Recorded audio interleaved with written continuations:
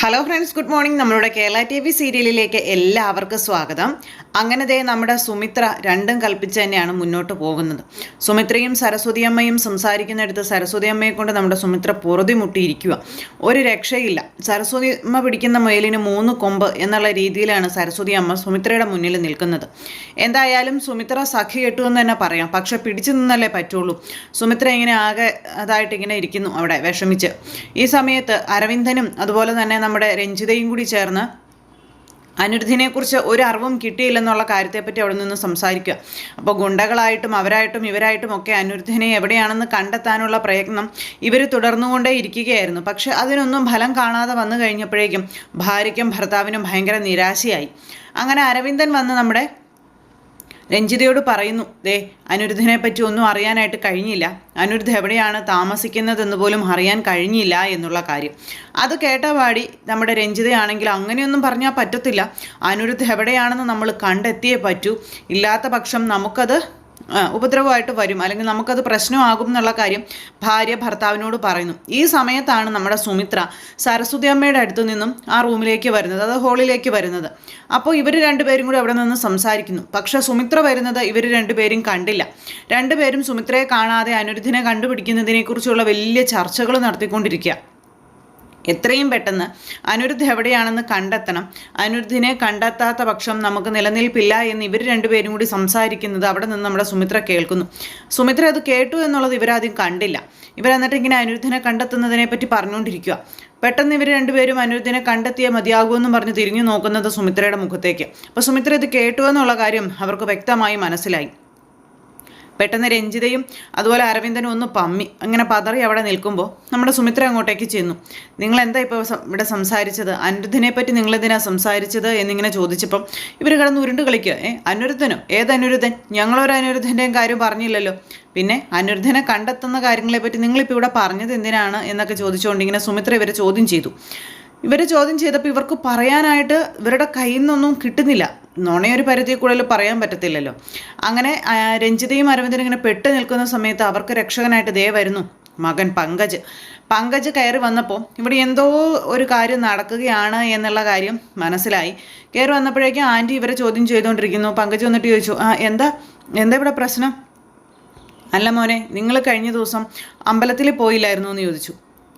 അമ്പലത്തിൽ പോയിരുന്നു. അവിടെ ചെന്നിട്ട് അനിരുദ്ധിനെ തപ്പുന്ന കാര്യത്തിൽ എന്താ സംഭവിച്ചതെന്ന് ഇങ്ങനെ ചോദിച്ചപ്പോൾ അത് അന്നേ തന്നെ ആൻറ്റിയോടെല്ലാം പറഞ്ഞിരുന്നതല്ലേ, പിന്നെന്താണെന്ന് ചോദിച്ചു. അല്ല, ഇപ്പം അനിരുദ്ധിനെ കണ്ടെത്തുന്നതിനെ പറ്റി നിൻ്റെ അച്ഛനും അമ്മയും ഇവിടെ നിന്ന് ഭയങ്കര കാര്യമായിട്ട് സംസാരിക്കുന്നു, അതുകൊണ്ട് ചോദിച്ചതാ. ഇതിനിടയിൽ എന്തെങ്കിലും കളി നടന്നിട്ടുണ്ടോ എന്ന് സുമിത്ര ചോദിച്ചപ്പോൾ, കളി നടക്കാനോ? ആൻറ്റിക്ക് എന്താ പറ്റിയേ? ഞാനെന്തിനാ അങ്ങനെ കളിക്കണത്? ഇവർ അനിരുദ്ധിൻ്റെ കാര്യം സംസാരിച്ചോ? നിങ്ങൾ അനിരുദ്ധിൻ്റെ കാര്യം സംസാരിച്ചോ? എന്താ മമ്മി പറയുന്നത്? എൻ്റെ കൂട്ടുകാരൻ അനിരുദ്ധിൻ്റെ കാര്യമാണോ? സുമിത്ര ആൻറ്റി, അത് എൻ്റെ ഒരു കൂട്ടുകാരനുണ്ട്, അവനെ കണ്ടെത്തുന്ന കാര്യമാണ് പറഞ്ഞത്. അങ്ങനെ പറഞ്ഞിട്ട് അവരുടെ ആ ഒരു വല്ലാത്ത സങ്കടപ്പെട്ട ഒരു കഥയും അങ്ങോട്ടേക്ക് അങ്ങ് പറഞ്ഞു. അപ്പോൾ അത് കേൾക്കുമ്പോൾ സുമിത്ര മൂക്കും കുത്തി വീഴും എന്നുള്ള കാര്യം അറിയാവുന്നത് കൊണ്ട് ഇവനത് തട്ടിവിട്ടു. സുമിത്ര അത് വിശ്വസിച്ചതുപോലെ അഭിനയിച്ചു. സുമിത്ര അത് വിശ്വസിച്ചൊന്നുമില്ല. അവർക്ക് വല്ല കുട്ടിയുടെയും കാര്യം പറയേണ്ട ഒരു കാര്യമില്ലെന്നുള്ള കാര്യം സുമിത്രയ്ക്ക് നന്നായിട്ട് അറിയാം. അതുകൊണ്ട് തന്നെ സുമിത്ര അത് വിശ്വസിച്ചതുപോലെ അഭിനയിച്ചിട്ട് അവിടെ നിന്ന് അങ്ങോട്ടേക്ക് പോയി. അത് കഴിഞ്ഞപ്പം നീ എന്തൊക്കെയാണ് ഈ പറഞ്ഞതെന്ന് ചോദിച്ചപ്പം അമ്മയോടൊരു കാര്യം ഞാൻ പറഞ്ഞേക്കാം. സുമിത്ര ആൻറ്റിയെ സൂക്ഷിക്കണം. ഇവിടെ നിന്ന് സംസാരിക്കുന്ന ഓരോ വാക്കും സൂക്ഷിച്ചുപയോഗിക്കണം, അല്ലെങ്കിൽ സൂക്ഷിച്ച് സംസാരിക്കണം. അവരെ നിസ്സാരക്കാരായിട്ട് കാണരുത്. ഒരു രീതിയിലും സുമിത്ര ആൻറ്റിക്ക് പിടി കൊടുക്കരുത്. സുമിത്ര ആൻറ്റിക്ക് ഒരുപാട് സംശയങ്ങളുണ്ട് തുടങ്ങിയ കാര്യങ്ങളൊക്കെ ഇങ്ങനെ പങ്കജ് രഞ്ജിതയോട് പറയുക. അതുകൊണ്ട് വളരെയേറെ സൂക്ഷിക്കണമെന്ന് മകനത് പറഞ്ഞു കൊടുത്തിട്ട് അങ്ങ് പോയി. മകനതും പറഞ്ഞ് പോയി കഴിഞ്ഞപ്പം രഞ്ജിത ശരിയാണെന്ന് മനസ്സിലാക്കിക്കൊണ്ട് അവിടെ നിന്ന് അതിനെപ്പറ്റി ചിന്തിക്കുക.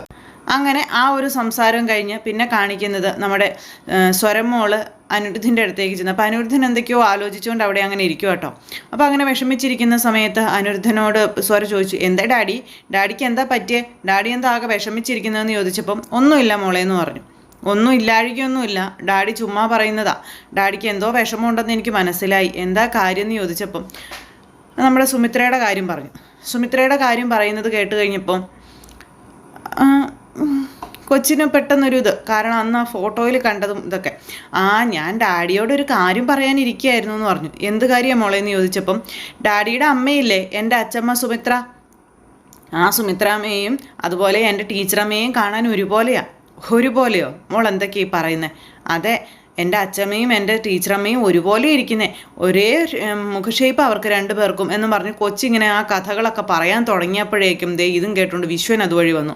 കേട്ട വിശ്വന് മനസ്സിലായി ഇത് പണി പാളുന്നു. അപ്പോൾ വിശ്വനൊന്നും അല്ലാത്തവർ ഇവരുടെ അടുത്ത് വന്നിട്ട് ചോദിച്ചു, എന്താ ഡാഡിയും മോളും കൂടെ ഒരു കുശലം പറിച്ചില്ലെന്ന് ചോദിച്ചപ്പം, അത് ഞാനേ എൻ്റെ ടീച്ചറമ്മയുടെയും അതുപോലെ അച്ഛമ്മയുടെയും കാര്യം പറയായിരുന്നു എന്ന് പറഞ്ഞു. എൻ്റെ അച്ഛമ്മയുടെയും അതുപോലെ ടീച്ചറമ്മയും എന്ത് കാര്യം മോള് പറയണേന്ന് ചോദിച്ചപ്പോൾ, എൻ്റെ ടീച്ചറമ്മയെയും അതുപോലെ എൻ്റെ അച്ഛമ്മയെയും കാണാനേ ഒരുപോലെ ഇരിക്കണേ, ആ കാര്യം ഞാൻ ഡാഡിയോട് പറയായിരുന്നു. എൻ്റെ ഡാഡി പിന്നെ അങ്ങനെയൊന്നും വരില്ലെന്നൊക്കെ പറഞ്ഞുകൊണ്ട് അന്നേരം നമ്മുടെ അനിരുദ്ധ് പറഞ്ഞു, ഞാൻ ഒരു ദിവസം എൻ്റെ ടീച്ചറമ്മയെ ഡാഡിക്ക് കാണിച്ചു തരാമല്ലോ, അപ്പം എൻ്റെ ഡാഡിക്ക് മനസ്സിലാകും ഞാൻ പറഞ്ഞത് സത്യമാണെന്ന്. അപ്പോഴേക്കും ദൈവമേ പണി പാളിയെന്ന് മനസ്സിലായി. വേഗം തന്നെ കൊച്ചിനെ ഇങ്ങോട്ട് എടുത്തു. ഇതെന്തിനാ മോളിങ്ങനെ, അതൊക്കെ നമുക്ക് പിന്നെ കാണാമല്ലോ, ഇപ്പം എന്തിനാ അതിനെപ്പറ്റിയൊക്കെ സംസാരിക്കുന്നതെന്ന് ചോദിച്ചുകൊണ്ട് കൊച്ചിനെ ഓരോന്ന് പറഞ്ഞ് സോപ്പിട്ട് കൊഞ്ചിച്ച് അകത്തേക്ക് വിളിച്ചുകൊണ്ട് പോയി. ഈ കുറുമ്പിയുടെ ഒരു കാര്യം, അവളൊന്നും കഴിച്ചിട്ടുമില്ല, അങ്ങനെ ഇങ്ങനെയാന്നൊക്കെ പറഞ്ഞു.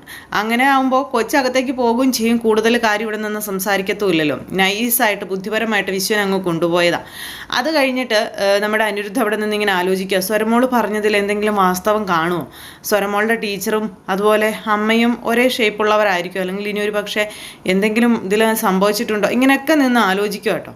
അങ്ങനെ നമ്മുടെ അനിരുദ്ധ 100 കൂട്ടം കാര്യങ്ങൾ ആലോചിച്ചുകൊണ്ട് ഇങ്ങനെ അവിടെ നിൽക്കുന്നു. ഇതേ സമയം പിന്നെയാണെന്നുണ്ടെങ്കിൽ നമ്മുടെ സരസ്വതിയമ്മയുടെ കാര്യങ്ങളെല്ലാം നോക്കി സുമിത്ര ഇങ്ങനെ അവിടെ നിൽക്കുന്നു. അപ്പോൾ പൂജ അങ്ങോട്ടേക്ക് വന്നു. അപ്പോൾ പൂജ അങ്ങ് വന്നു കഴിഞ്ഞപ്പോൾ പൂജയെ സുമിത്ര വിളിച്ചു വരുത്തുന്നതാണ്. അപ്പോൾ പൂജ അങ്ങ് വന്നു. പൂജ വന്നു കഴിഞ്ഞപ്പോഴേക്കും മോളെ എന്നും പറഞ്ഞ് വിളിച്ചപ്പോൾ അകത്തേക്ക് കൊണ്ടുവരുന്നു. അമ്മ എന്തിനാ എന്നോട് അത്യാവശ്യമായിട്ട് വരാൻ പറഞ്ഞതെന്ന് ചോദിച്ചപ്പം, എനിക്ക് മോളോട് കുറച്ച് കാര്യങ്ങൾ സംസാരിക്കാനുണ്ടെന്ന് പറയാം. ഓ, നീ ഇപ്പം എന്തിനാടി ഇങ്ങോട്ടേക്ക് വന്നതെന്ന് ചോദിച്ചുകൊണ്ട് സരസ്വതി അമ്മ അന്നേരം പൂജയോട് ചോദിച്ചു. പൂജയെ പിന്നെ പണ്ടേ ഇഷ്ടമല്ലാത്തത് കൊണ്ട് ഒരുമാതിരി വർത്തമാനേ സരസ്വതി അമ്മയുടെ വായിൽ നിന്ന് വരത്തുള്ളൂ. സരസ്വതി അമ്മ എന്നിട്ട് ഇങ്ങനെ പൂജയോട് ഓരോന്ന് ചോദിച്ചുകൊണ്ടിരിക്കുന്നു. അപ്പോൾ സുമിത്രയെ കൊണ്ട് ഇങ്ങനെ പണിയിപ്പിച്ചുകൊണ്ടിരിക്കുക, സുമിത്രയെ അതെടുക്കും, സുമിത്രയെ ഇതെടുക്കും, സുമിത്രയെ എന്നും പറഞ്ഞു. ആ സമയത്താണ് പൂജ അങ്ങോട്ടേക്ക് വരുന്നതും സുമിത്രയുമായി സംസാരിക്കുന്നതും. എത്ര കിട്ടിയാലും പിന്നെ നമ്മുടെ സുമിത്ര പഠിക്കുകയല്ല, അതൊരു വേറൊരു സത്യം. സരസ്വതി അമ്മ തനിക്കിട്ട് പാരയാണെന്നുള്ള കാര്യം സുമിത്രയ്ക്ക് നന്നായിട്ട് അറിയാം. അത് അറിഞ്ഞു വെച്ചുകൊണ്ട് സുമിത്ര എന്തിനും വീണ്ടും സരസ്വതി അമ്മയുടെ അടുത്ത് നിന്ന് ഇങ്ങനെ ഓരോ രഹസ്യങ്ങൾ പറയേണ്ട കാര്യമില്ലല്ലോ. ഇത്തവണയും സുമിത്രയ്ക്ക് പണി കിട്ടും, 100% ഉറപ്പാണ്.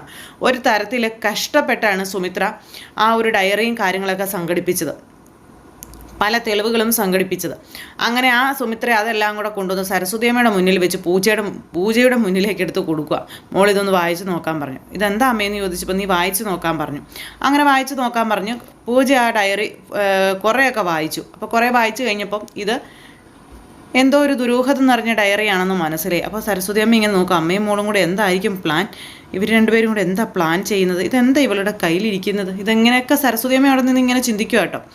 അപ്പോൾ നമ്മുടെ പൂജ ഇതെല്ലാം വായിച്ചു കഴിഞ്ഞപ്പോൾ പറഞ്ഞു, അമ്മേ ഈ ഒരു ഡയറി ഇത് അമ്മയ്ക്ക് എവിടെ നിന്നാണ് കിട്ടിയെന്ന് ചോദിച്ചപ്പം, സ്റ്റോർ റൂമിൽ നിന്ന് കിട്ടിയതാണെന്ന് പറഞ്ഞു. പല തെളിവുകളും അമ്മയ്ക്ക് അതിൽ നിന്ന് കിട്ടിയെന്നും പറഞ്ഞു.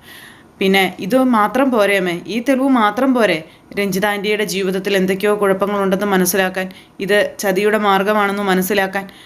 ഇനിയും അമ്മ എന്തിനാ വെറുതെ ഇരിക്കുന്നത്, നമുക്കിതിൻ്റെ ബാക്കി കാര്യം നോക്കിക്കൂടെ അമ്മയെന്നൊക്കെ ചോദിച്ചപ്പോഴേക്കും സരസ്വതി അമ്മയ്ക്ക് അവിടെ ഇരുന്ന് മുറുമുറുക്കാൻ തുടങ്ങി. സരസ്വതി അമ്മ അവിടെ ഇരുന്ന് കുറേ നെടുവീർപ്പൊക്കെ ഇട്ട് കുറേ ആക്ഷൻസൊക്കെ കാണിച്ച് അവിടെ അങ്ങനെ ഇരിക്കുക. ഇവളുമാരെന്താ ചെയ്യുന്നത്, ഇവളുമാരുടെ നീക്കം എന്താ എന്നറിയാനായിട്ട്.